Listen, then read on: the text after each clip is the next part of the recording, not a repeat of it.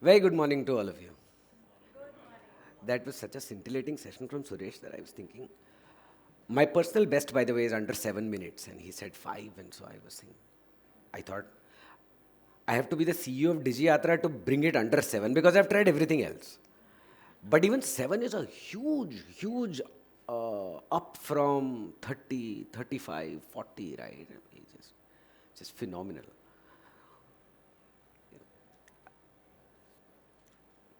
Through the day, I've seen the agenda, and I'm quite certain that MMA has organized a comprehensive session that will talk to you about large language models, that will talk to you about artificial intelligence, neural networks. I wanted to touch on a theme that I personally am very passionate about in the evolution of data science, and from looking into the future and finding out what is possible, I wanted to touch a little bit about how the dimension of time has helped evolve data science, and how it is relevant for some of the experiences all of us have as data science professionals. So, how many of us here are from the corporate side of the business who are implementing data stacks in their organizations to make a difference? Yeah, okay. Just a few of us. And how many are from the agency ecosystem who are helping corporates do this job well? Okay, few of us. Fine. So I'll, I'll, I'll try and relate to both these constructs in a way that helps.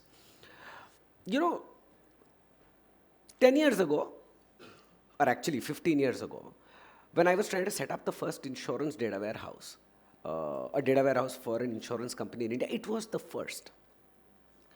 Getting a logical data model, getting a schema, getting a construct, etc., was the big challenge. No more now. Most banks and insurance companies, actually, you would have heard this, are actually tech companies in the garb of an insurance company or garb of a bank. And that is true because 4 years ago, India's fourth largest insurer that I used to work for, actually 5 years ago, used to spend upwards of 500 crores on upkeep of and upgrade of technology. That number must have doubled by now. It is then that we were in the exploring stage. What data can do? What digital tech can do? From there, most of the industry has moved on to, and you tell me if you can relate to what I'm saying, the doing stage. All of us have data marts, all of us have repositories, all of us are trying to figure out what is it that can make a difference. So we're doing it. But between what data brings and the new construct or the new operating methodology that it brings, and what it means to actually becoming digital, which is changing organization, breaking silos, looking at the customer journey from the time that they first look at your ad, which is prospecting, buy into your promise, drop a lead on the website, talk to your call center, engage with your bot, meet your sales representative, and then come into an ownership journey for different, whether it is durables or financial services. From prospecting, so in search, in store, in use, organizations are structured vertically for efficiency, and customer journey transcends horizontally. To me, the bit between doing digital, using data, becoming data oriented, and actually trying out some of these experiments, the difference is between axes, from vertical to horizontal. And in traversing this path, there are many questions. How many of you, as the head of data science or the head of decision analytics in your company, have faced this question from a head of function, or wherever you're creating a predictive model, the CMO, the head of operations, the head of supply chain, the head of underwriting and new business? How many of you face? your model, will it be able to match the wisdom that I carry, that I have built for 25 years? How many of you have actually faced that question? Sounds familiar? How many of you from the agency side have faced this question कि ये जो hyper personalization, and Monica and I were talking this morning, 5,000 creative बना देगा, hyper personalization कर देगा, engage कर देगा social media पे, उसके बाद website पे, तुम मुझे बताओ cost per lead कितने रुपए से कम होगा? है, question है. And by the way, they're all relevant and valid questions, not to say that they're not. I want to spend 10 minutes trying to get behind why of these questions. And you know that the simple explanation that I have found, having engaged with these problems for over 15 years, is that the difference is between 2.4 million years and 400,000 years. You know, the human evolution, the evolution of Homo sapiens, we started out having a brain. That brain was the limbic brain. The limbic brain, the one that's responsible for emotion, impulse, reactions, instincts. That part of the brain is 2.4 million years old. And you know the neofrontal cortex, the one that knows how to use an Excel sheet, click and drag, the one that knows neural networks, the one that knows model drift, the one that knows temperature in an AI model, that is only 400,000 years old. 2.4 million, 400,000.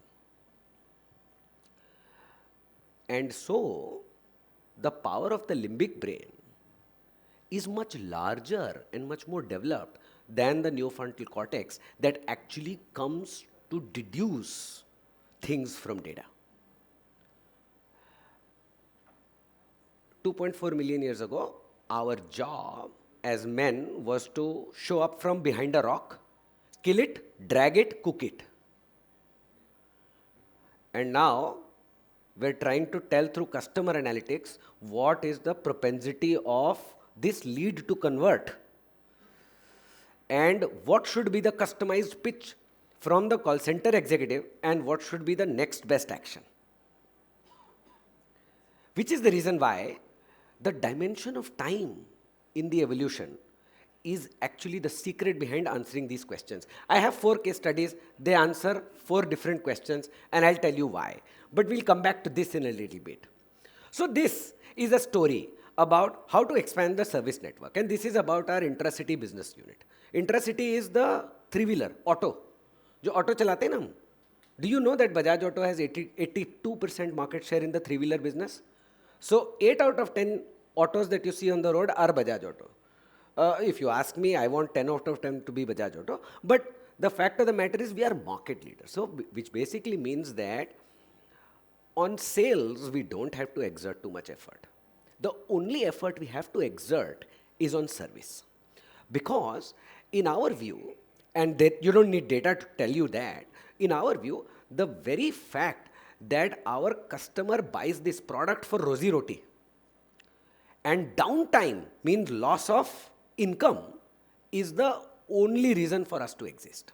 And so the biggest question behind, in the minds of the business head for three-wheelers, quite clearly is that where should I get the next service network?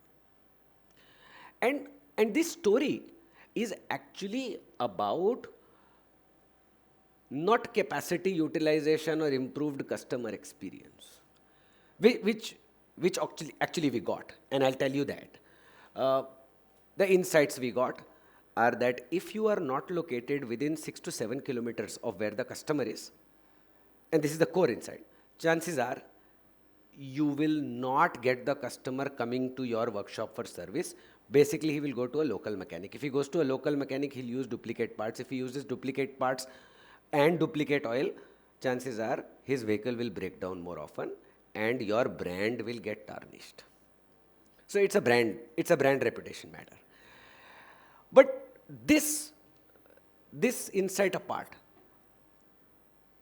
the biggest reason for us to use this story was that We wanted data and analytics to show how we can create islands of success. When we started out in Bajaj Auto in our journey 3 years ago, the first step was to create belief, because you remember limbic brain? Limbic brain means, mujhe pata hai, I have been doing it for 25 years, you think I don't know where to place the next service center? And from there, to say that actually when we crunch all service data, crunch customer data, put it along with external data sources and try to tell you how can you maximize not only your service by utilization but also better customer engagement and customer satisfaction. We needed our first win to start the transformation efforts. And behind this story actually is that. It is to create the first island of success, to show that actually it makes a difference. And we selected one state, and when we did this, the service utilization there in that state increased by 20%. And 20% for one state meant more than 15 crores in service revenue, part revenue, etc., etc. So not only that it did immaculately for the profitability of the workshops, but it also improved customer satisfaction by at least 5 points. So NPS is the way we measure it. Top 2 went up 5 percentage points. What long-term advantage it will have to the brand anyway is out in the open. Let me tell you the second story. How probable is a customer to convert? When we started opening our digital door to the website, we started to get loads of inquiries. Before this, the dominant construct in any auto business is that हमने दुकान खोल दी, अब आप आ जाओ और ले लो. But more and more, the entire evaluation process of which motorcycle to buy, or which car to buy for that matter, is happening much before somebody stepping foot into the dealership. By then, they have pretty much decided what they want to do. And so we thought it is important to not only show up where the customer is, but also nurture the lead through the process. Now, once we started doing that, the number of inquiries that we used to get went on 6-fold. So we now, every month, get more than 2.5 million inquiries for our range of motorcycles. And we are a large company, so why should you be surprised? But the fact is that from all our sales outlets, to be able to direct efforts better, to say who's a casual onlooker, who just wants a brochure, who wants finance scheme, and who is really likely to convert, the naked eye would not be able to discern this pattern.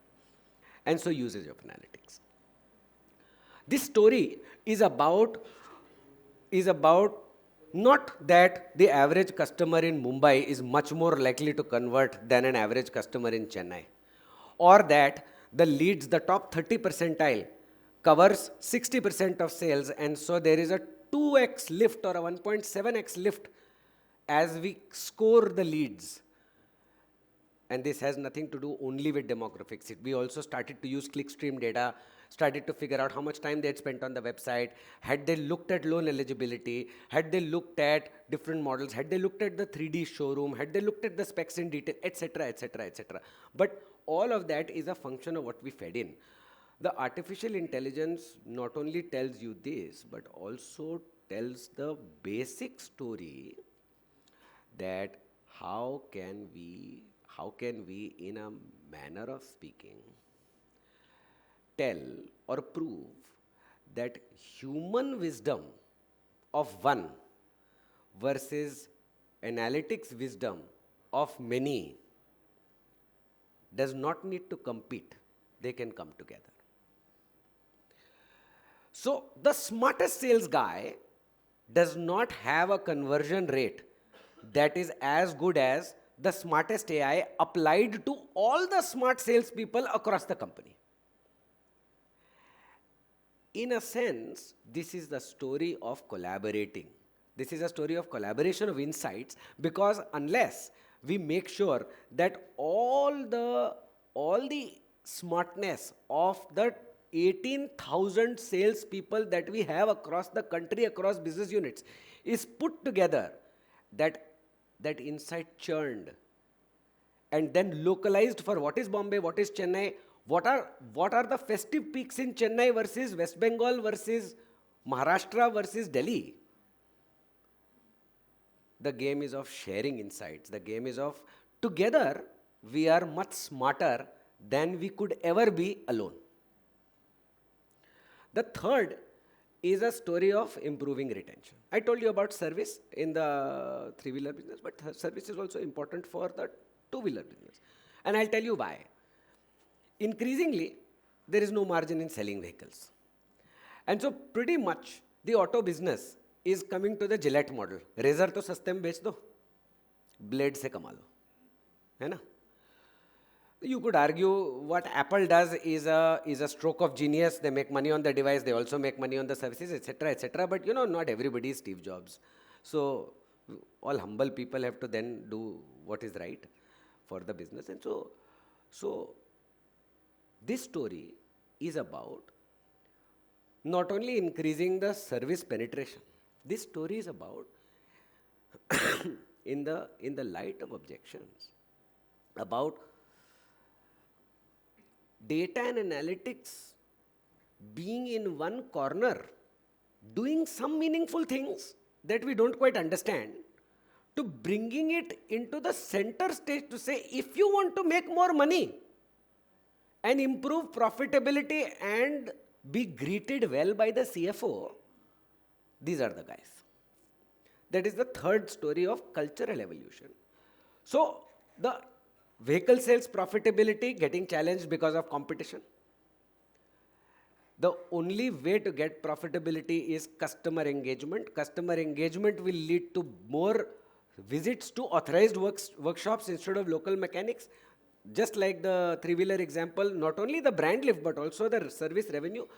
And so we said, we have to find out what is the glue.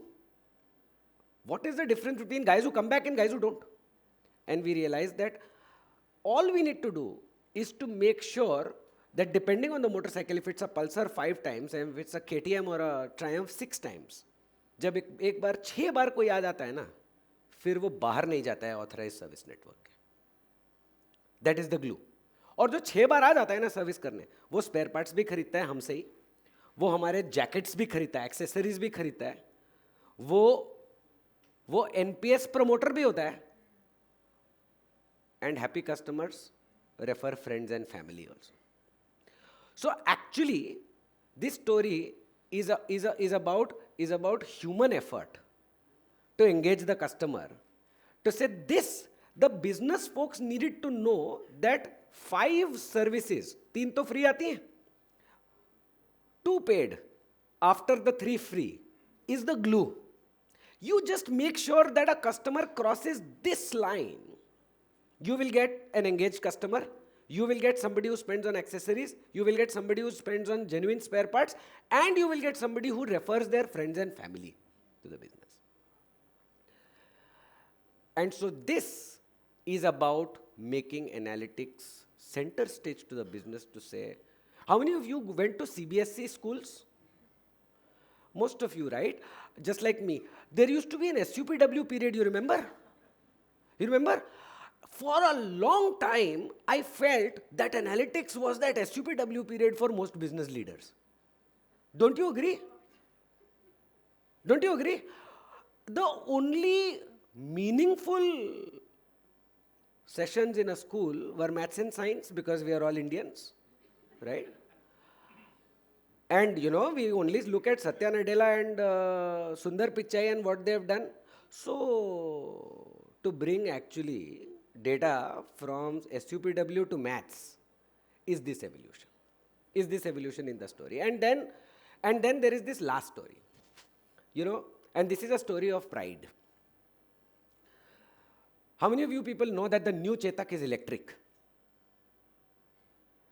For all those who did not, thank you very much. For all those who did not raise their hands, please meet me right after this session.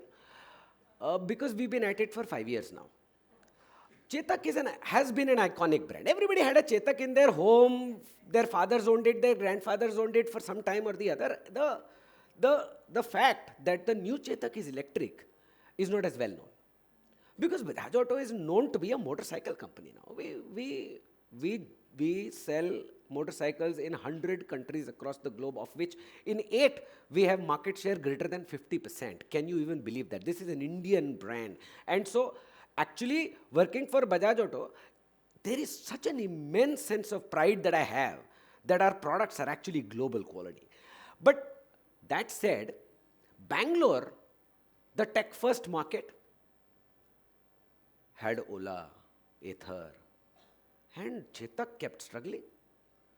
We had less than half of our country average market share in Bangalore. Everywhere else we were doing well. And we said, what the hell? We threw money at the problem. If you all are recording this, cut this out. Huh? We threw money at the problem, we threw people at the problem, we threw everything.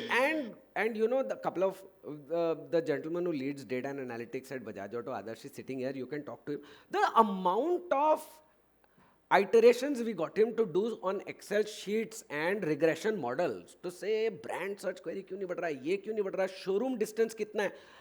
We did whatever we could do, you know. We did target customer segments, targeting specific segments, digital marketing, we said pricing, product, pricing, network, service. And had it been anywhere else, I would tell you that, you know, with all this very smart analytics work, we increased market share 7 to 10% in Bangalore. By the way, we currently have a very healthy market share in Bangalore. And it dramatically improved after this project. But you know, what is the real story behind this? Actually, after doing all of these regression models and applying network adequacy t-tests, we realized, and personalization on digital marketing, by the way. We said, no, you have to shoot somebody from Bangalore. You have to shoot Bangalore ka images behind the ad to personalize, you know, for Bangalore ads. We went there. And in Indiranagar, there is a Chetak store and there is an Ola store and there is an Ather store. And I stood there outside drinking chai for 3 hours to realize all the young people are going to the Ola and Ather store and only the old ones are coming here to Chetak. The insight to me was that only those who are 35 plus have any memory of the brand Chetak. Because when we stopped production of the old scooter in 2008, these people who are 35 now were at least 12 years old. So they knew, they recognized the brand. Those who are below 35 were not even conscious enough to recognize the brand that their father and their grandfather used to use. And so we got out a product sub 1 lakh for the 35 plus kind of guy, no frills, no Bluetooth connectivity, or Bluetooth connectivity we made optional, and a robust metal body with solid engineering and ultra solid service back guarantee. And you know, I mean, in today's context, we did this a year ago.